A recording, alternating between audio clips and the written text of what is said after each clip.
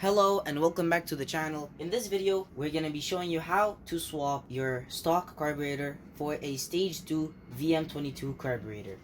Now, this carburetor is very good and it adds a lot of power, very easy to install. When you first look at it, you might say, oh my god, this is so hard, I don't want to do this, I can mess something up. No, it's very easy. All you have to have is patience. If you have patience, it's very easy. Alright, so let's get started. So over here, I'm actually taking the VM22 off an older engine and swapping it on the newer one. So let me just take off the carb.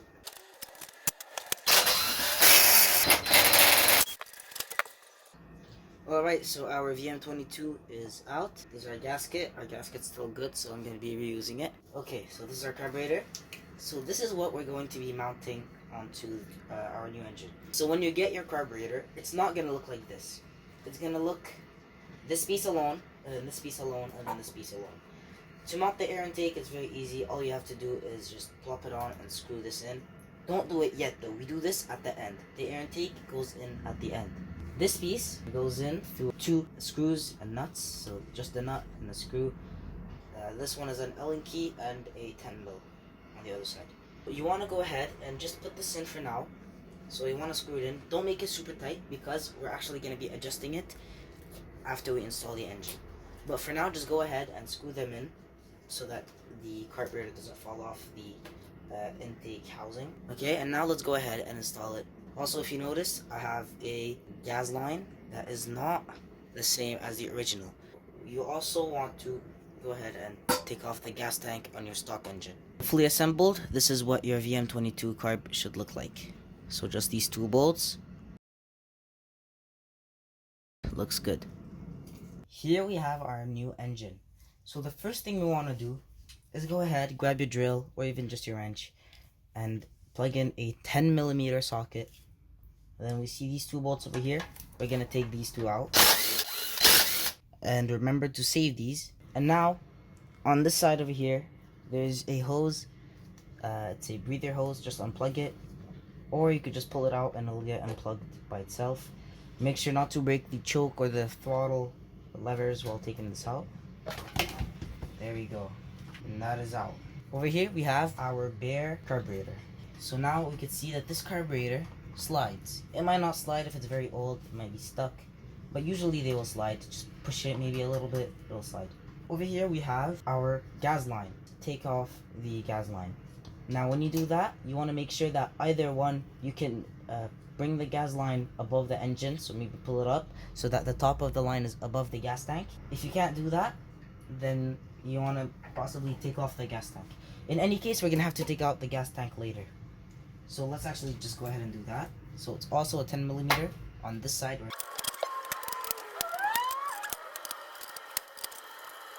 There we go, that's one nut out.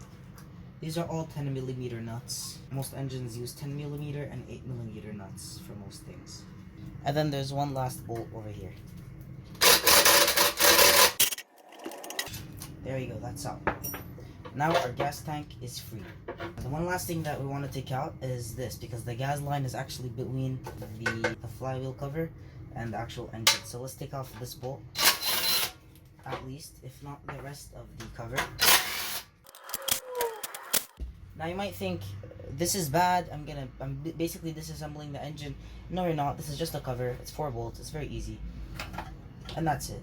So now we have that out of the way. Push it out of the way. There we go. You're good. So now when you take off the gas line from the carburetor, you could actually lift and take out the gas line instead of letting the gas go everywhere. Or you could just empty the gas if you don't want to do all that I just did. You could just take it out and plop it into like a cup or something and empty the gas. I'm also going to go ahead and remove this throttle thing. We're going to take some small pliers, and there are basically a little needle. Just remove that. Okay, there we go. Now we can actually go ahead and take out the fuel line. There we go, this comes out. Okay, now we can just take this out. And you want to keep these pieces clean, nice, and dust free. That's very important. If you want, instead of taking out the gas line, you could also just remove the the rod that connects the throttle linkage to the governor, and just pull everything out. Pull everything out at once. There we go. This card is full of fuel, so I forgot to turn off the fuel actually. Okay, seems my fuel is stuck on, but it's okay. There we go. And there we go. Our engine does not have a carburetor. Now you might notice that there are two studs, this one and this one, preventing you from mounting the VM22 carburetor. We're going to remove these studs. So you're going to take one of the 10mm nuts that you took out, and you're going to screw them in, the flat face facing outwards, just like that. Don't screw it in fully, this is very important. Screw it in about halfway. And then we're going to take another one, inverse, so the flat face is facing the engine. Okay, now you might notice that they both move. So what we're going to do, we're going to take two 10mm wrenches. So this is one 10mm, this is another 10mm. So over here you can see how we have the two nuts. So with the first 10mm wrench, we're going to hold this nut right there, just like that. With the second one, we're going to rotate the first nut that we put in counterclockwise. And make sure that we hold with the first one.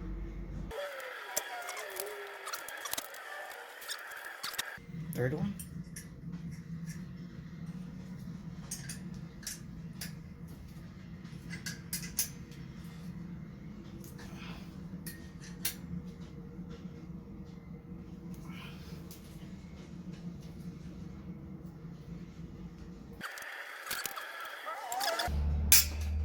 There we go. Wiggle with it until the actual starts moving.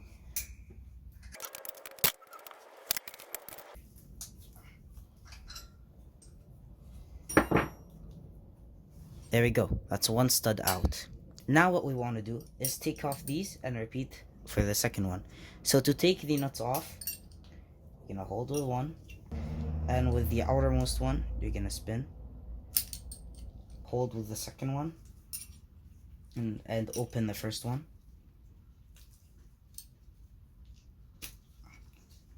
There we go. Perfect. Easy, and it came out. And that's why you want to make sure not to close the nuts fully when putting the nuts in, because if you do so, the nuts are going to get stuck at the end of the threading and they will not come out. It's going to be really hard. Alright, now we repeat the same process for the second stud.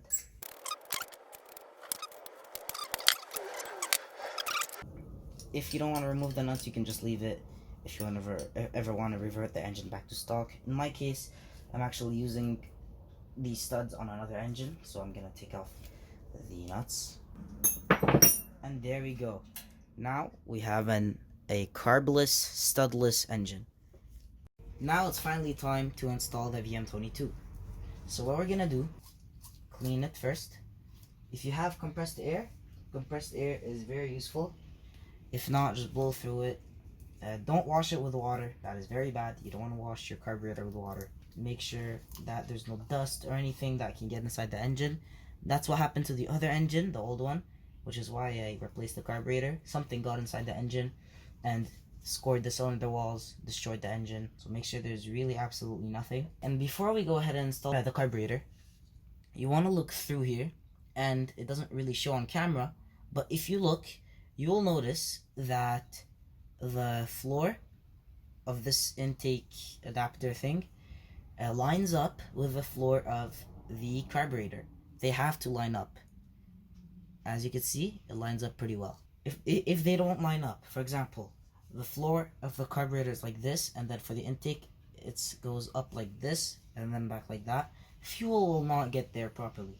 So you need it to line up. And also, try as best as you can to make sure that the carburetor is level, not tilted to either side. If you can't, it's fine if it's a little bit crooked, but you should at least try to make it level. The more level, the more performance you'll get. Alright, now we can take our gasket. Our gasket goes just like that. So we have one bolt in. Let's put this inside. Put a gasket in our bolt.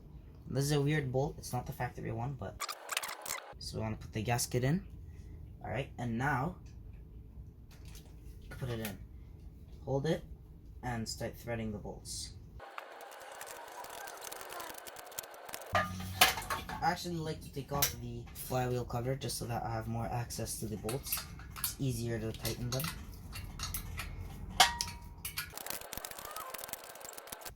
Alright, now you want to make them tight for the reason that if there is even the slightest air leak between the carburetor and the actual engine block, your throttle is gonna go up as if it's full throttle. This happened to me once where I didn't properly tie down the carburetor, and as soon as I turned on the bike flew. So this is very dangerous, and you want to make sure that your carburetor is properly installed. Also, what I've done, I don't know if this is good or not, but I've put 2 gaskets. That's what worked for me. 2 gaskets stacked on top of each other, which is what I've done here. Works better than just 1 gasket. It insulates more. Now what we're going to want to do, grab a screwdriver, and right over here, you're going to see a screw. So you want to screw this screw out, just not all the way, but you want to screw it out quite a bit so that at least part of the screw is hanging out of the screw hole. As you can see, I screwed it out. So what this does is it closes the throttle a little more so that when you start your bike, it's not going to run away. Okay, so move that out of the way. Put the spark plug back in. Next thing we want to do is open this. So unscrew this, take this out, this spring out, and then in there's going to be this. And there's going to be a rod. Okay, so first you want to take the cap and you want to feed the line through the cap. There we go. Until it stops right there. And now we have the line. So make sure that you pull the line out as much as possible. Then you want to feed it through, just like that. So that when you put the throttle piece like this little indent right here is facing downwards, like that. Next, you want to put this in. So the way you want to put it in is so that this indent is facing the screw that we just unscrewed. And you want to push it down all the way. Actually, I forgot. You want to actually feed the spring in too. Just feed in the spring. There you go. Hold the spring just like that. Take it. This is bad with gloves. Usually you wouldn't be wearing gloves. I'm only doing so because my engine is very dirty. But you don't need to wear gloves. And there we go. Feed that through there. Just like that. There we go. Perfect. It should look like this. Now feed this through. And close this. Make sure that the throttle piece actually hits the bottom. So now we should pull the throttle. There we go. It's smooth. It's not jiggity. And as soon as we release the throttle piece goes all the way down, which is a good sign. If it stays stuck, this is very dangerous. You don't want to run the engine with the throttle possibly getting stuck. You want to make sure that the spring is correctly put in so that the throttle piece goes all the way down and shuts off the air to the engine. And the last thing we do is not install the air filter. Make sure it's not installed. If it is, just take it out. You want to look through the engine. Once again, make sure that it lines up. The carburetor lines up with the air piece so that it's the floor of both are seamless and go together. Otherwise, the fuel will not flow properly. Make sure that the carburetor is as level as you can get. Mine is. Then you can install the air filter. And then the last thing left to do is on the gas tank. If you look over here, on this tank, we see that this is where the fuel line comes out from. Now what we want to do is take off this same way that we take it off from the carburetor. We want to take it off from here and feed in the new line and the new clip. Put it in, lock it, and it's very easy. And that's it. I'm not going to be doing it on this just because I have the other tank from the other engine, which I'm going to be using. And this tank is going to be going on the other engine. Okay, so this is my fuel tank. It goes right here. Just like that. I have installed the fuel shut off, which I think you should all do with this VM22 carburetor. This carburetor actually doesn't have a fuel shut off, so it's practically necessary to install one, especially if you let your bike sit for extended periods of time. Make sure your governor moves freely. Yep, mine does. Okay, now we can go ahead and put back our flywheel cover. It will probably get stuck on the flywheel because the flywheel is a powerful magnet, so don't let that worry you. It's okay. Make sure this is in. This is important. That's for the switch, the on-off switch. And now we can put our bolts back.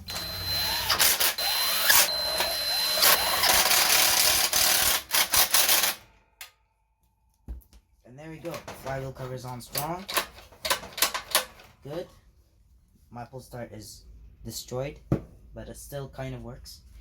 And this is basically it. Let's just tighten down our gas tank and we're good. Okay, there we go. We have completed changing the VM22 carburetor. Now let's go start the engine and make sure the carburetor is tuned right. Throttle idle screw is in correctly, and we should be on our way to the races.